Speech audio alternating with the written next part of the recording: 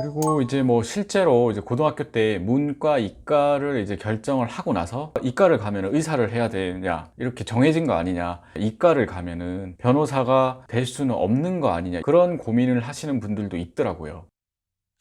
변호사님 안녕하세요.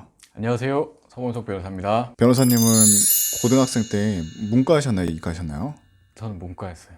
왜 문과를 선택하신 거예요? 그때는 법조인이 되는 쪽으로 저는 거의 정해진 상태였었죠. 집안에서 그렇게 하기를 바랬고, 저도 뭐 그렇게 해야 되나 그랬죠. 그런데 사실 이제 고등학교 때 좀 고민이 많았어요.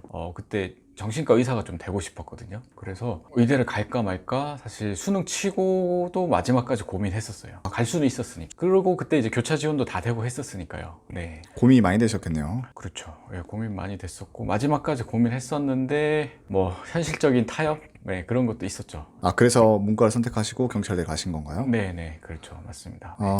이런 비슷한 고민을 하는 분들이 많을 것 같아요. 많아요. 사실 저희가 외고 나왔지만 저희 외고 나온 친구들 중에도 의사하고 있는 친구들이 많아요. 외고는 문과잖아요. 그렇지만 의사하고 있는 친구도 있고, 심지어 카이스트 간 친구들도 있었어요. 카이스트가 이과의 끝판왕이잖아요. 네, 그쪽으로 간 친구들도 있었고, 그리고 이제 뭐 실제로 이제 고등학교 때 문과, 이과를 이제 결정을 하고 나서 이과를 가면은 의사를 해야 되냐 이렇게 정해진 거 아니냐, 이과를 가면은 변호사가 될 수는 없는 거 아니냐, 그런 고민을 하시는 분들도 있더라고요. 그런데 그렇지 않아요. 예, 이과를 가서 이과 계열로 아예 대학을 나와도 얼마든지 변호사가 될 수 있습니다. 저희 법무법인에도 이과를 나오신 분도 있고, 그리고 의사를 하다가 다시 또 변호사가 되신 분들도 있고요. 그게 가능하나요? 본인이 이제 힘들어서 그런 거지, 이제 로스쿨 제도가 이제 생겼기 때문에 의사를 하다가 로스쿨 가서 거기서 로스쿨 시험 보고 변호사 시험 합격해가지고 변호사 하고 계신 분들도 있고, 그리고 저희 연수원 때도 이과를 나와서 공대를 나왔는데 사법시험 합격해서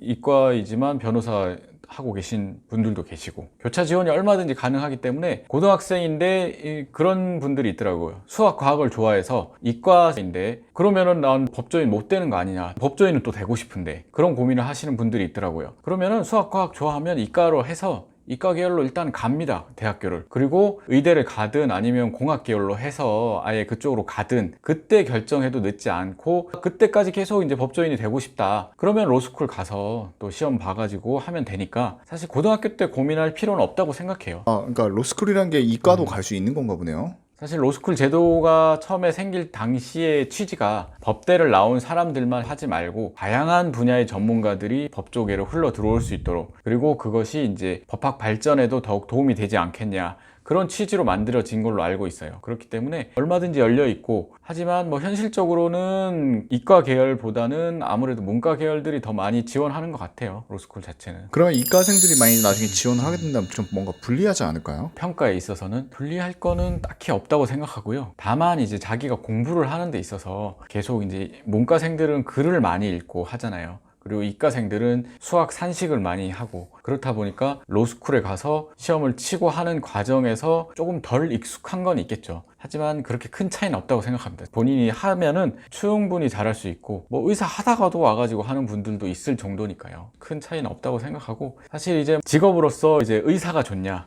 변호사가 좋냐, 뭐 이런 얘기들을 저희 변호사들끼리도 이제 밥 먹고 이제 커피 마시면서 한 번씩 그냥 하기도 하거든요. 최근에 뭐 내과 박원장 막 그러면서 이런 웹툰도 이렇게 얘기하고, 그래서 뭐 사실 어떤 게 더 좋고 이런 건 없는 것 같아요. 개업 변호사가 잘 안 되고 이러면은 뭐 적자가 날 수도 있는 거예요. 그 내과 박원장 그분도 제가 보진 않았지만 듣기로는 그분도 이제 개업을 했는데 손님이 너무 없어가지고 내가 뭘 하지? 하다가 웹툰을 했는데 그게 대박이 난 걸로 알고 있거든요. 그 정도로 의사든 변호사든 뭘 한다고 해서 무조건 대박이 나고 잘 되고 이런 건 없을 거예요. 그리고 인생의 어떤 순간에는 내가 저 길로 갈 걸, 그런 생각을 하는 사람도 있을 거예요. 저도 이제 경찰대 나와서 이제 경찰에 근무하고 있을 때 저희 선배들이랑 이제 소주 한 잔 마실 때 선배들이 이런 얘기들 했었거든요. 야, 내가 고등학교 때 공부를 더 못했던 친구가 의대를 갔다. 근데 그 친구를 최근에 만났는데 나보다 돈도 훨씬 잘 벌고 훨씬 더 좋아 보이더라. 근데 나는 지금 월급도 좀 적고 집회 시위막으로 맨날 다니고 힘들다, 좀 그렇다, 그런 얘기를 했었거든요. 그때 그 선배는 그렇게 좀 후회 아닌 후회를 하고 있었던 것 같은데,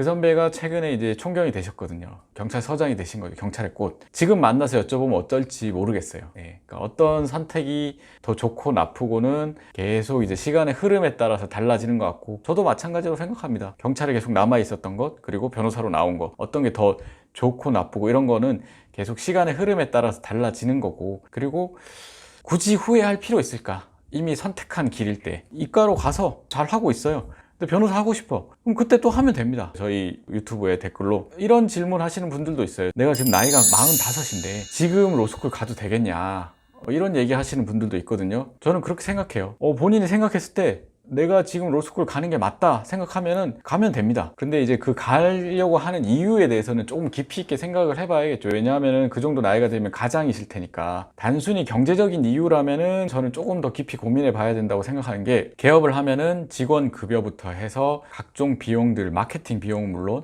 여러 가지 비용들이 많이 발생하기 때문에 실질적으로 세후 수입으로 나한테 오는 것은 생각했던 것보다 많지 않을 수 있어요. 그렇지만 변호사라는 직업 그 자체가 좋다. 공익을 위해서 일하는 분야, 그리고 현실적인 이유로 이런 것도 있을 수 있잖아요. 아이들이 이제 아이들한테 주변에 얘기를 할 때 우리 아빠 변호사다, 이렇게 얘기하는 게 더 좋을 것 같다, 그렇게 생각하는 사람도 있을 수 있거든요. 그리고 변호사는 정년이 없다, 그런 부분을 또 생각할 수도 있어요. 70대에도 재판에 나오시는 변호사님들이 지금도 있습니다. 건강하기만 하면은 얼마든지 계속 변호사를 할 수 있죠. 하여튼 이런 여러 가지 이유들을 생각했을 때 45이지만 로스쿨을 가고 싶다, 그러면은 주변 가족들한테 내가 이렇게 생각하는 근거에 대해서 쭉 얘기를 합니다. 근데 가족들도 동의해요. 그럼 저는 로스쿨 가는 것도 괜찮다고 생각합니다. 개업을 해서 돈을 얼만큼 벌 수 있을지는 본인이 하기 나름이기 때문에 그런 것도 괜찮은 선택이라고 생각하고, 이과를 간 것도 장점이 될 수 있어요. 이과를 가서 그쪽 분야의 커리어가 있으면은 변호사 개업해서 사건을 이렇게 수임하는 데 있어서 장점이 될 수 있어요. 독특한 커리어가 되기 때문에. 변호사님이 아까 고등학생 때 정신과 의사가 되고 싶다 했잖아요. 네네.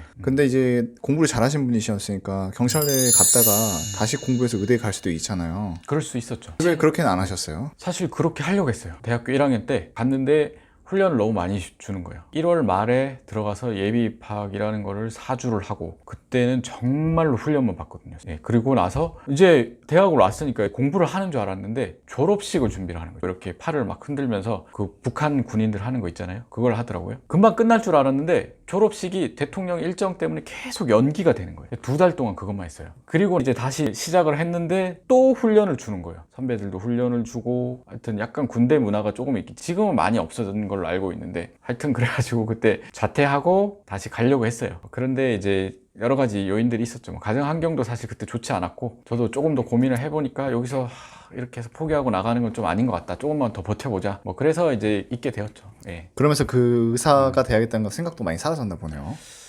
그쵸. 의사가 돼야겠다는 생각이 그때는 이제 조금 사라지고, 이제 사법시험 봐야겠다, 사실 나가도 사법시험 보는 쪽으로 이제 가야겠다, 그렇게 생각을 했었죠. 그러니까 또 막상 와보니까 또 다른 길을 찾게 되는 거네요. 그쵸. 계속해서 생각은 계속 바뀌는 것 같아요. 그 순간순간에 맞는 선택을 하면 되는 거고, 나중에 사실 어떤 길을 선택하면은 무조건 잘 된다, 이건 없다고 봅니다. 그때 선택해서 그 다음 순간에 또 그 다음 스텝에서 내가 할 수 있는 최선을 다해야지 되는 거지. 저도 마찬가지. 개업을 해서 잘 되려면은 계속 고민합니다.